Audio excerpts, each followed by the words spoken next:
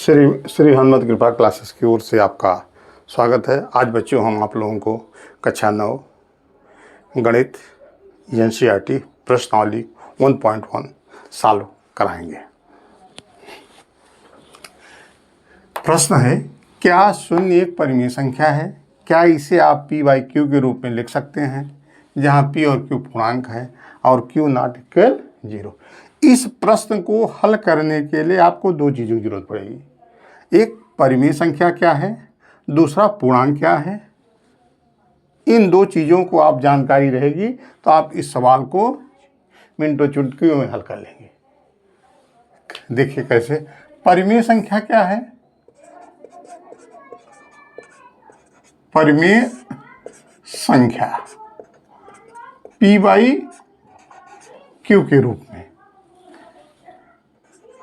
जहां p q बराबर पूर्णांक, q नॉट इक्वल 0। परिमेय संख्या उसे कहते हैं जो p बाई क्यू के रूप में लिखा जा सके, जहां p और q पूर्णांक हैं, q नॉट इक्वल 0। जैसे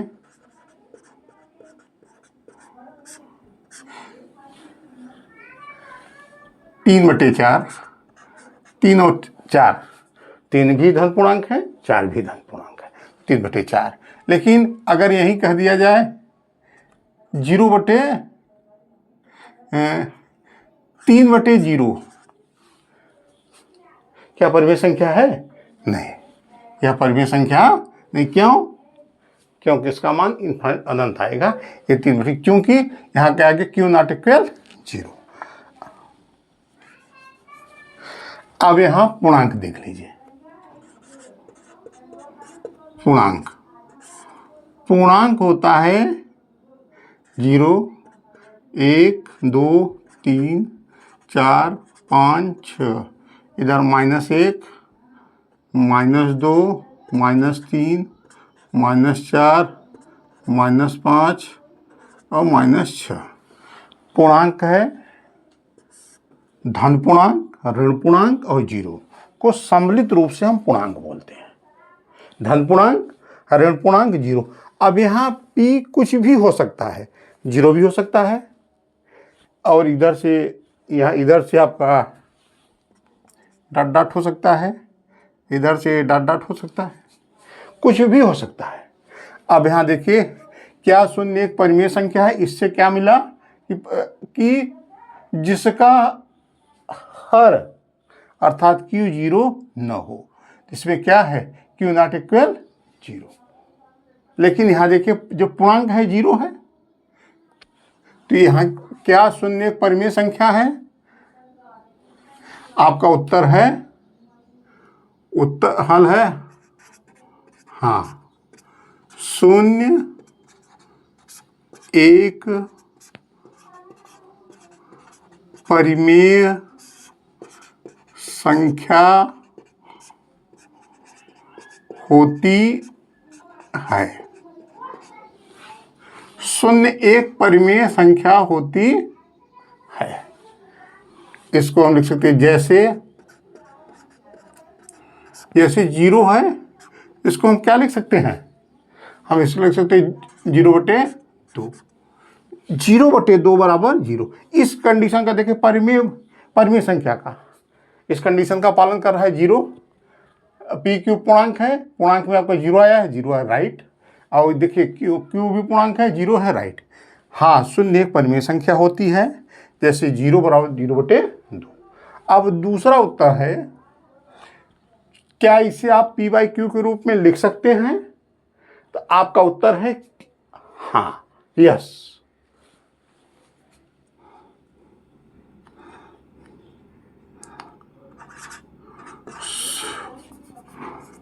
शून्य को p बाई क्यू के रूप में लिख सकते हैं। जैसे हमने ऊपर लिखा है, जैसे 0/3 बराबर 0 को p बाई क्यू के रूप में लिख सकते हैं, जैसे q बाई 3 हो गया, p बाई क्यू के रूप में लिख सकते हैं। नेक्स्ट सवाल क्या है? प्रश्न संख्या 2 है, 3 और 4 के बीच 6 परिमेय संख्याओं को ज्ञात कीजिए।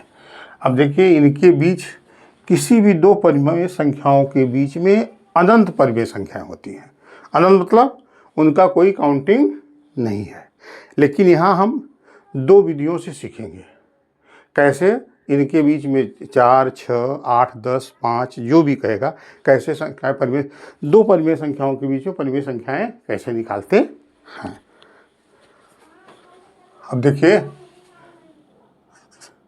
3 व 4 के बीच 6 परिमेय संख्याएं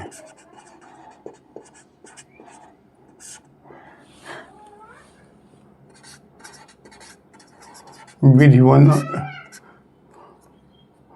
पहली विधि है, जब 3 और 4 की जितनी परिमेय संख्याएं कहे, किसके किसके बीच में कह रहा है? 3 और 4 के बीच में। परिमेय संख्याएं कौन सी हैं? परिमेय संख्याएं 3 व 4 कितनी निकालना है? 6। तो जितना कहे उससे एक ऐड कर दीजिए। जैसे आप लोगों ने पढ़ा अनुवर्ती पूर्ववर्ती, अनुवर्ती में एक जोड़ा जाता है, पूर्ववर्ती में घटा जाता है। उसी तरह जितनी परिमेय संख्याएं कहे उसमें एक जोड़ दीजिए। तो क्या हो जाएगा? 6 + 1 क्या हो जाएगा? 7। कितना हो गया? 7। जितने 7। अब क्या करेंगे? 3 और 4 लिख लेंगे। 3 और 4 में इस 7 का ऊपर नीचे गुणा करेंगे। 3 × 7 / 7 हो गया। 4 × 7 / 7 ये हो गया 7 × 3 = 21, 21 / 7 ये हो गया 7 × 4 = 28, 28 / 7। अब 21 और 28 के बीच है। 21 कितना निकालना है हमको? 6 निकालना है। 21 के बाद क्या आता है? 21 / 7 के बाद आता है 22, 22 / 7 हो गया। 23 / 7, 24 / 7, 25 / 7, 26 / 7 कितना निकालना है? 1, 2, 3, 4, 5।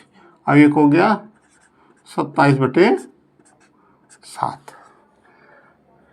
ये आपका हो गया 28 / 7।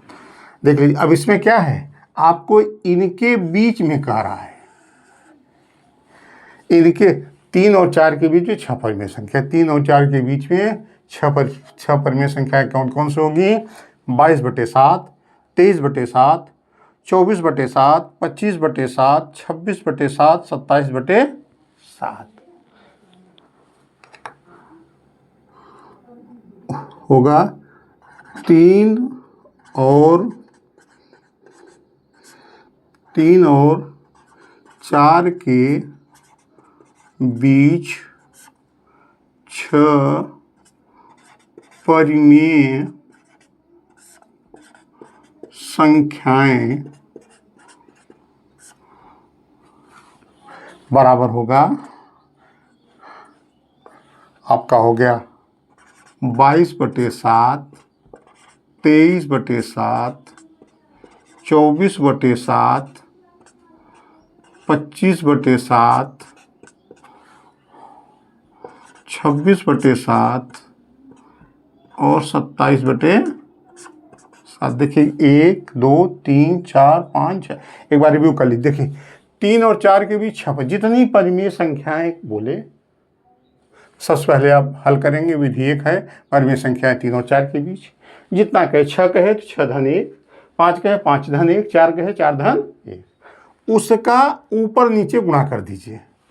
उसका क्या करेंगे, ऊपर नीचे गुणा कर दीजिए, उसका ऊपर नीचे गुणा कर दीजिए। हम देख क्या क्या 6 1 7 का ऊपर नीचे 7 21 बटे 7,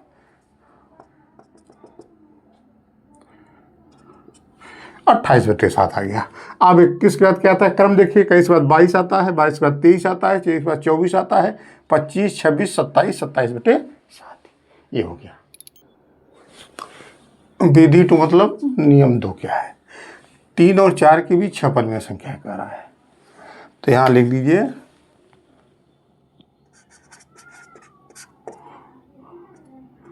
परिमेय संख्याएं 3 व 4 के बीच, परिमेय संख्या 3 और 4 के बीच। इसमें क्या होता है, दोनों का एक फार्मूला है, यहाँ फार्मूला लिख लीजिए, ए और बी के बीच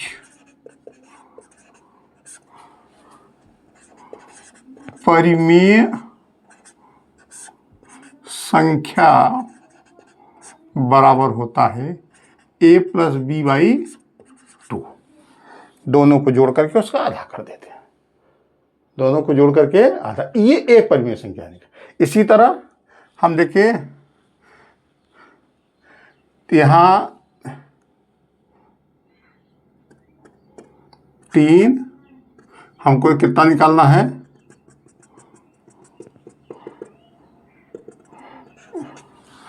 हमको निकालना है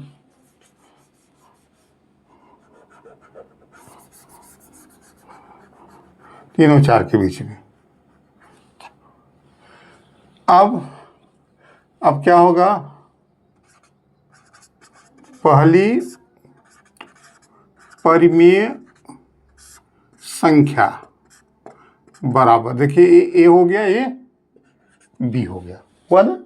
अब इसमें क्या करेंगे, a प्लस बी बाई 2 करेंगे, तो ये करेंगे 3 प्लस 4 बटे 2 बराबर 7 बटे 2, पहली परिमेय संख्या हो गई। अब इसको हम क्या करेंगे, बीच में लिख देंगे, 7 बटे 2 हो गया। अब दूसरी परिमेय संख्या बराबर,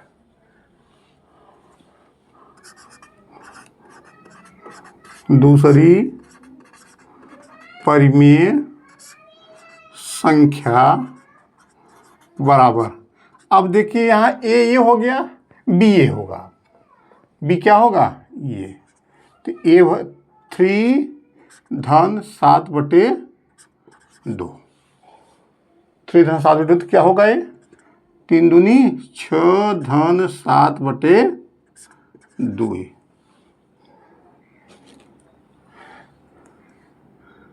पूरे का 1 बटे 2, पूरे क्या होगा 1 बटे 2, तो यहाँ भी क्या हो जाएगा, पूरे का 1 बटा 2, 6 7 13, 13 बटे 2 इंटू 1 बटे 2, और 13 का 13, 2 दूनी 4। समझ में आ गया इतना, क्या क्या हो गया आपका। अब यहाँ हो गया 13 बटे 4, कितना हुआ 13 बटे 4। अब बी कौन हो गया, अब इसके बीच निकाल लीजिए, ये इसको ए मान लीजिए, इसको बी मान लीजिए, आप इसको भी मान सकते हैं, इसको भी मान सकते हैं, लेकिन आप